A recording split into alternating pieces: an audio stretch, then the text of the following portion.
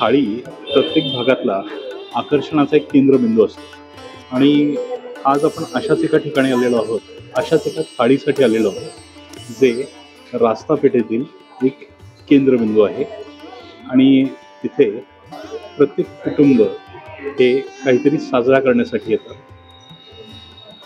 तर हे ठिकाण कोणतं, हे थाळी जी आहे ती कुठल्या पद्धतीची, त्याची किंमत काय, त्याची चव काय, हे सगळं बघण्यासाठी व्हिडिओ शेवटपर्यंत पहा. पुण्यातील खाद्य संस्कृती ही फक्त जुनीच नाही तर सखोल देखील आहे. पुणेकर जेवढं प्रेम गाडीवरच्या वडापावला किंवा मिसळीला देतात तितकंच प्रेम ते अनलिमिटेड थाळी किंवा अनलिमिटेड ब्रेकफास्ट बुफेला देतात.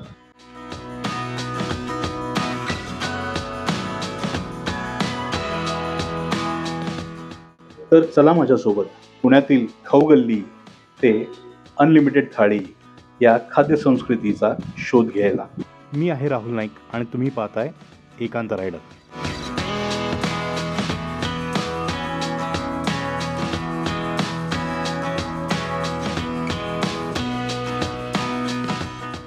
आज आपण जेवणासाठी आलो आहोत रास्ता पेठेतील जागृती डायनिंग हॉलच्या इथे.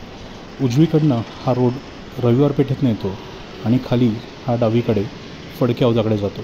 मागच्या भागात जी आपण पाणबा मिसळ केली होती, मी एक्झॅक्टली त्या पाणबा मिसळच्या गाडीच्या इथेच उभा आहे. त्याच्यासमोरच हे जागृती डायनिंग हॉल आहे. इथे गुजराती मारवाडी पद्धतीची थाळी असते. पदार्थ मी इथे पहिल्यांदाच आलोय म्हणून पदार्थ सगळे नवीनच आपल्यासाठी. आपण बघून घेऊया थाळी ही दिसते कशी.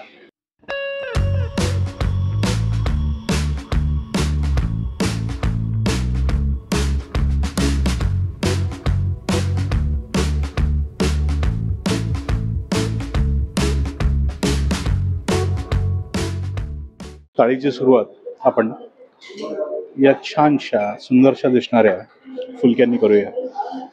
2 फुलके, त्याला तेल लावलेलं आहे. त्याच्यानंतर त्यांनी आपल्याला ही भाकरी दिली आहे, त्याच्यावरती ही पुरी आहे. मला ही पुरी आपण विचारून घेऊया की पुरी कसली आहे. मसाला पुरी दिसते, पापड दिलाय, फरसाणमध्ये त्यांनी हा छोटा एक समोसा दिलाय. त्याच्यातलं फिलिंग काय आहे ते आपण नंतर बघून घेऊया. हा इथे ढोकळा दिलेला आहे. मी असं ऐकलंय की जो पांढरा असतो तो ढोकळा आणि जो पिवळा असतो तो म्हणजे खमण. आणि भाज्यामध्ये आपण बघूया काय काय आहे. इथे ही भेंडीची भाजी दिसते, लिंबू, सॅलड, हा मूग डाळीचा हलवा दिसतोय, ही आमटी किंवा डाळ अशी दिसते.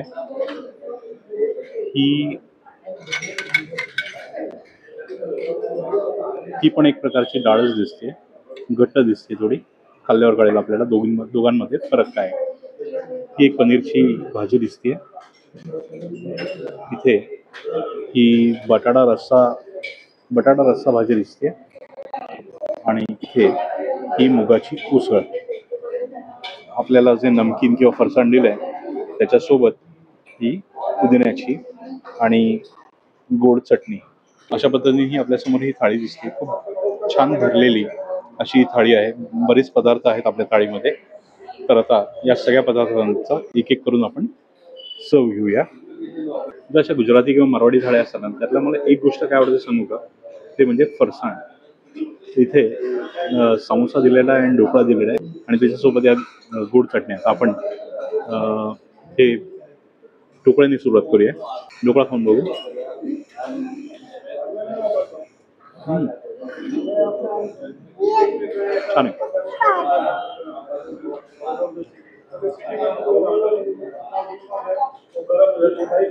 त्या चटणी छान कॉम्प्लिमेंट करतात या ढोकळ्याला. आता जो मिनी समोसा दिलाय तो ट्राय करूया. खूप क्यूट दिसतोय हा मिनी समोसा.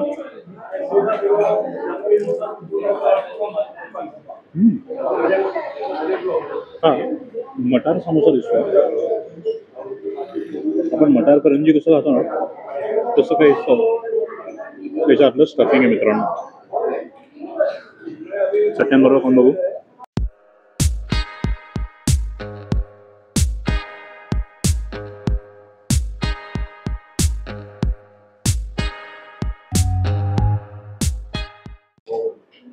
मजा आली. आता उत्सुकता आहे मला या पुरीची. कसली पुरी आहे ते बघूया.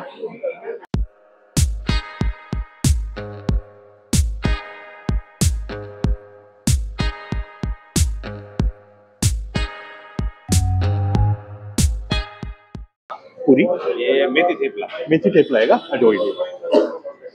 एक करेक्शन आहे मित्रांनो, ही पुरी नाही आहे. मला वाटलं ही पुरी आहे, तर हा मेथी ठेपला आहे. मला पुरीसारखं वाटलं. मेथी ठेपला आहे हा. प्रकारचं सांगितल्यावर माझं लक्ष गेलं किंवा ओळख पटली. इथे मेथी आहे बारीक बारीक. त्यालाही आपण या चटण्यांसोबत खाऊया, चांगली लागेल चव.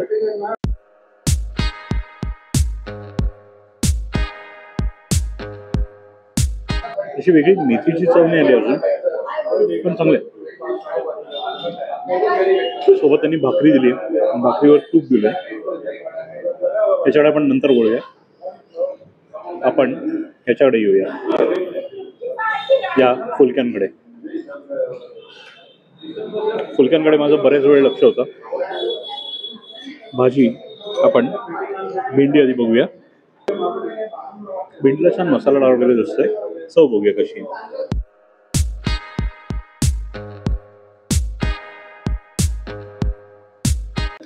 आपल्या घरी जशी बनते ना तशीच भेंडी आहे. छान आहे. काकडी टोमॅटोचं इथं नाही, कोशिंबीर किंवा सॅलड म्हणू शकतो आपण, ते दिली आहे. आणि त्याच्यावर रंगाच्या हिशोबाने हलकंसं तिखट असं दिसतंय. टोमॅटो आणि काकडी अजून वेगळे सांगण्यासारखं असं नाही. या दोन ज्या आमट्या आहेत ना, आता ही आमटी एक कढी मला कळत नाही, आपण टेस्ट करून बघूया. ही तर डाळ आहे. डाळ आहे का फोडणीचं वरण आहे? आपण टेस्ट चव घेतल्यावरच आपल्याला कळेल.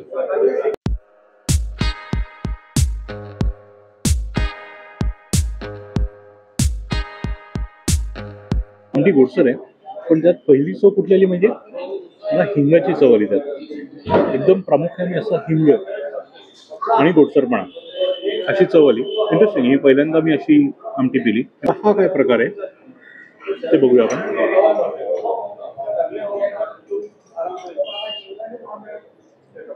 डाळच दिसते मला, कढी नाही वाटत ही. आणि वरती मिरची दिसते. चव बघूया.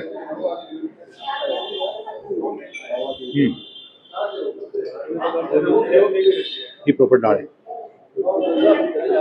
घट्टसर.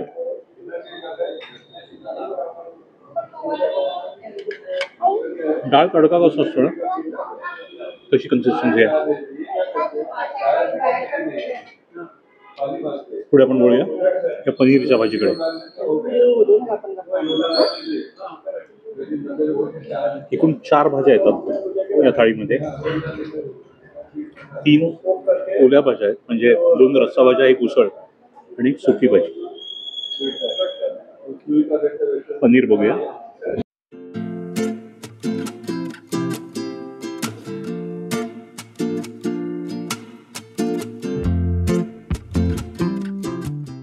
छान. टिपिकल पंजाबी भाजी, पण थोडी गोडसर आहे. जास्त मसाला किंवा जास्त तिखटपणा त्यात नाही. आता ही रस्सा बटाटा भाजी आहे, त्यात थोडा टमॅटो पण आहे आणि हा प्रॉपर रस्सा आहे.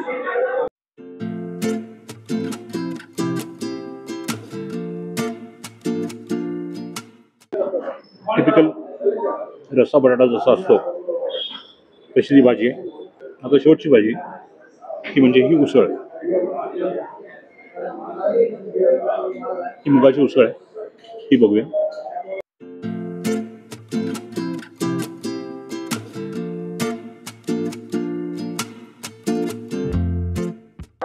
छान. हलकासा तिखटपणा आहे त्यात आणि मुगाच्या भाजीला तो जरा अजून चवदार बनवतो माझ्या हिशोबाने. आता त्यांनी आपल्याला ही भाकरी दिली आहे छोटी. जनरली मला वाटतं गूळ मिळतो याच्यासोबत, पण इथे त्यांनी गूळ नाही दिला. मी विचारेन नंतर. पण सध्या ही भाकरी त्या मुगाच्या उसळीबरोबर छान जाईल असा माझा अंदाज आहे.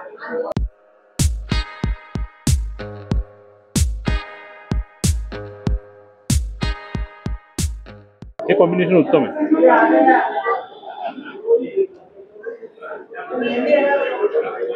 इनफॅक्ट ही भाकरी ही जी डाळ आहे ना त्याच्याबरोबर पण चांगली जाईल.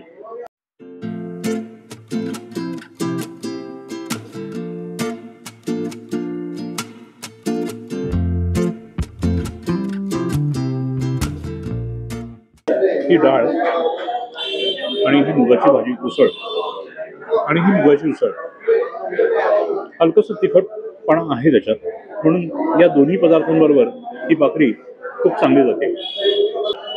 असा आतापर्यंत या सर्व पदार्थांचा आपला अनुभव होता आणि कुठल्याही भाजीनी निराश नाही केलं. खूप छान. मला सगळ्यात जास्त जी आवडली पनीरची भाजी छान आहे, ही डाळ तळका जी आहे ती छान आहे. सगळ्याच भाज्या इनफॅक्ट मला आवडल्या. भेंडीच्या भाजीबद्दलही सांगतो. भेंडीची भाजी घरी जी बनते ना त्यात जास्त आपण मसाला टाकत नाही. मसाला भेंडी वेगळी, मला वाटतं मी चिरलेली भेंडीची भाजी बनवून त्यात मसाला टाकलेला आहे, चवीला खूप छान लागतंय.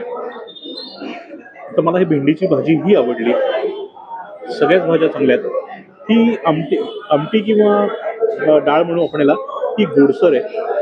मला वाटतं गुजराती डाळ असेल ही, आणि त्या हिंगाचं जे प्रमाण आहे ते जास्त आहे. हा मूग डाळीचा हलवा आहे, तोही आपण टेस्ट करून बघूया. त्यात ड्रायफ्रूट्स दिसत आहे.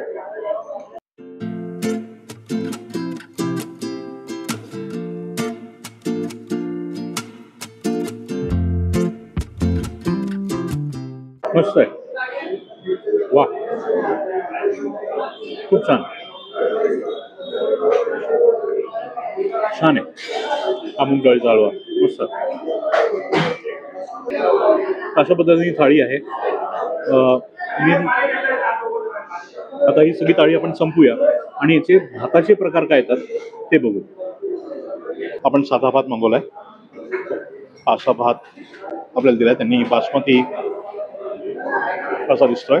भात एकदम सुट्टा सुट्टा आहे, मला असा आवडतो. त्याच्यावर त्यांनी तुपाची धार दिली आहे. आता त्या बऱ्यापैकी आपल्याकडे डाळ, आमटी, ज्या काही आहेत भाज्या त्या सगळ्या संपूया.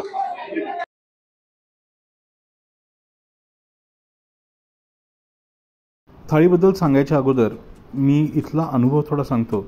एक थोडासा वाईट अनुभव जो आम्हाला इथे आढळला तो म्हणजे इथे एक थाळीमध्ये पदार्थ वाढल्यानंतर आम्हाला एक एक पदार्थ परत मागवण्यासाठी तिथल्या माणसांना 3 ते 4 वेळा सांगायला लागला.